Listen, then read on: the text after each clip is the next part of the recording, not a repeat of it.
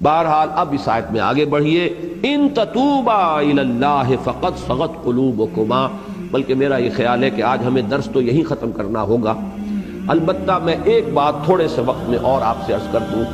اس معاملے میں مجھے مولانا مودودی صاحب سے شدید شکایت ہے اور شدید رنج ہے کہ انہوں نے اس معاملے میں وہی رخ اختیار کیا، اور صرف وہ رخ اختیار کرتے تو مجھے اتنی شکایت نہ ہوتی جب اگر شاہ ولی اللہ نے کیا ہے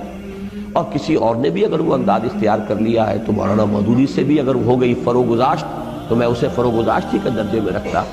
لیکن مجھے ایک چیز عجیب نظر آئی ہے آج میں نے خاص جب تحقیق کی ہے اس آیت کے بارے میں، انہوں نے اپنے حواشی میں شاہ ولی اللہ کے ترجمے کا ذکر کیا، انہوں نے شاہ رفیع الدین کے ترجمے کا بھی ذکر کیا، ان دونوں کے ترجمے کا تو ذکر کیا جس میں کجی کا لفظ آیا ہے، لیکن شاہ عبد القادر کے ترجمے کا ذکر نہیں کیا جس میں کجی کا لفظ نہیں آیا۔ اب یہ جو انتخاب ہے کہ ایک شے کو اختیار کرنا ایک کو نہ کرنا، حالانکہ شاہ ولی اللہ دہلوی رحمۃ اللہ علیہ کے یہ دو صاحبزادے جو ہیں شاہ عبد القادر، شاہ رفیع الدین، دونوں چوٹی کے مترجم ہیں اور وہی سب سے زیادہ مستند مترجم مانے گئے ہیں۔ شاہ عبد القادر کا ترجمہ جو ہے اس کو مانا گیا ہے کہ وہ بامحاورہ ہے، شاہ رفیع الدین کا لفظی ترجمہ ہے، لیکن یہ ہے کہ مستند ترین ترجمے وہی۔ تو اگر شاہ ولی اللہ کا بھی ان کی نگاہ میں آیا اور شاہ رفیع الدین کا بھی آیا تو شاہ عبد القادر کا کیوں نہیں آیا، جنہوں نے اس سے ہٹ کر ترجمہ جو ہے اختیار کیا؟ یہ پک اینڈ چوز جو ہے یہ در حقیقت دلالت کرتا ہے کہ وہ اصل میں زیر اثر ہے کسی غلط تصور اور غلط فکر کے۔ اور اسی میں مجھے یاد آیا ہے کہ حضرت عثمان کے بارے میں رضی اللہ تعالی عنہ خلافت و ملوکیت نامی کتاب میں بالکل اسی کی ایک مثال موجود ہے۔ تاریخ کی کتابوں میں ایک واقعہ یوں درج تھا اور ہے اب بھی کہ ایک جنگ سے مال غنیمت آیا، 5 لاکھ درہم کا مال غنیمت۔ حضرت عثمان نے وہ سارا کا سارا اپنے سالے مروان ابن حکم کو بخش دیا، بس یہ واقعہ آگے ہبہ کر دی۔ اب صرف اس واقعے کو درج کرنے کا مطلب کیا ہے؟ حضرت عثمان نے خیانت کی، وہ مال غنیمت ان کی جاگیر تو نہیں تھا، وہ تو مال جو ہے مسلمانوں کا ہے، 1/5 حصہ اس کا بیت المال میں جائے گا، 4/5 حصہ جو ہے وہ غنیمت کا تقسیم ہوگا مجاہدین میں، یا اگر 1/5 حصہ ہی وہ آیا تھا، 4/5 حصہ وہاں تقسیم ہو چکا تھا، یہ 1/5 تھا تو یہ بیت المال کی ملکیت تھا، حضرت عثمان کی ذاتی ملکیت تو نہیں تھا۔ 5 لاکھ اگر 1/5 تھا تو گویا کہ 25 لاکھ کی تھی وہ، جس میں سے 20 لاکھ وہاں تقسیم ہو چکا، 5 لاکھ آیا تو یہ بیت المال کی ملکیت ہے۔ یہ اپنے کسی رشتہ دار کو، اور رشتہ داروں میں بھی جو سالہ ہو، سالار جنگ جو ویسے بھی ایک بدنام رشتہ ہے دنیا میں، آج بھی اس کے ساتھ جو ہے طرح طرح کی نسبتیں ہیں، اس کو بخش دیا تو معلوم ہوا کہ وہ تو گویا کہ اس روایت ہی کو سامنے رکھا جائے تو وہ تو ایک عام انسان کی سطح پر آ گئے، عام دنیا دار انسان ہے۔ کون؟ ذو النورین خلیفہ ثالث، چوٹی کے صحابہ میں سے۔ اب یہ واقعہ انہوں نے دلیل یہ دے دی کہ صاحب یہ تو کتابوں میں نے کوئی اپنے گھر سے تو نہیں گھڑا ہے، یہ تو تاریخ کی کتابوں میں واقعہ ہے۔ لیکن اگر یہ بات بھی سامنے ہو کہ انہی تاریخ کی کتابوں میں اس واقعے کی روایت یہ بھی موجود ہے تفصیل سے،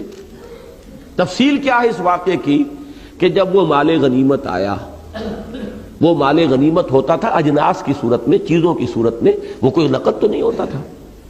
حضرت عثمان نے مجلس شورا سے اجازت لے کر وہ سارا مال 5 لاکھ میں خرید لیا، 5 لاکھ بیت المال میں داخل کر دیے، اپنی ذاتی جیب سے اس مال کو خرید لیا، وہ بھی اجازت سے، اصحاب شورا کی اجازت سے، کہ بجائے اس کے کہ یہ سارا مال جو ہے بیت المال کے اندر اس طرح جمع کیا جائے، نقد میں 5 لاکھ میں یہ مال اگر آپ اجازت دیں تو میں لے لیتا ہوں، 5 لاکھ بیت المال میں داخل ہو جائیں گے، یہ مال اب آپ کی ذاتی ملکیت ہے، اب آپ جسے چاہیں ہبہ کریں، کسی کو دے دیں، کسی کو کوئی اعتراض نہیں۔ یہ تفصیل بھی اگر موجود ہو تاریخ کی کتاب میں، پھر ایک شخص اس واقعے کو جو ہے مجمل بیان کرتا ہے تو معلوم ہوتا ہے کہ یہاں کوئی نہ کوئی نقطہ نظر کی کجی ہے، کوئی ٹیڑھ ہے، کوئی اپنی سوچ کے اندر جو ہے وہ غلطی جو ہے وہ پیدا ہو چکی ہے۔ تو یہ ہے اصل میں وہ بات جس کی مجھے ایک اور جو ثبوت ہے وہ آج ملا ہے کہ اس میں ترجمے جو اس ترجمے کی تائید کرنے والے ہیں کہ دل کج ہو گئے تمہارے، توبہ کرو اللہ کی جناب میں، تمہارے دل ٹیڑھے ہو گئے، راہ حق سے ہٹ گئے، تو وہ ترجمے تو انہوں نے بیان کر دیے، شاہ ولی اللہ کا بھی اور شاہ رفیع الدین کا بھی، لیکن شاہ عبد القادر کا ترجمہ بیان نہیں کر رہے۔ تو یہ میرے نزدیک در حقیقت اس میں جیسا کہ میں نے عرض کیا، میں دوبارہ وہ الفاظ دہرانا نہیں چاہتا، جو ہمارے بعض اکابر کو،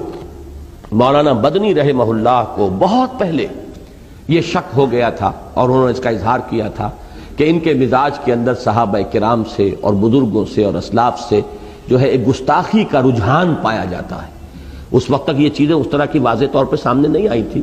لیکن ہوتے اہل اللہ کے جو کسی چیز کو بھانپ لیتے ہیں، کسی چیز کا اندازہ انہیں کسی کے انداز سے ہو جاتا ہے۔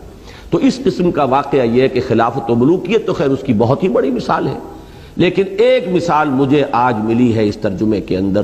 کہ سارے ترجمے دلائل کے اندر سابقہ جو ہے انہوں نے کوٹ کر دیے، لیکن یہ کہ شاہ عبد القادر موضح القرآن، یوں سمجھیے کہ اردو زبان کی پہلی تفسیر، پہلے تفسیری حواشی شاہ عبد القادر رحمہ اللہ، ان کا ترجمہ جو ہے وہاں پر نقل نہیں کیا ہے۔ یہ اومیشن نہیں ہو سکتی، یہ اتفاقیہ نہیں ہو سکتا، اس کے اندر ان کا اپنا ایک چوائس ہے، پک اینڈ چوز والا معاملہ ہے، اور وہی چیز ہے جو میرے نزدیک یہاں نہایت تکلیف دہ ہے۔ تو بس آج اس پر ہم اپنا درس ختم کر رہے ہیں۔ ان تتوبا الیہ فقد صغت قلوبکما، اگر تم دونوں اللہ کی جناب میں بصراحت اپنی خطا کا اعتراف کرتے ہوئے توبہ کرو تو یہی تمہارے شایان شان ہے، اور تمہارے دل تو اس طرف مائل ہو ہی چکے ہیں۔ بارک اللہ لی ولکم فی القرآن العظیم ونفعنی وإیاکم بالآیات والذکر الحکیم۔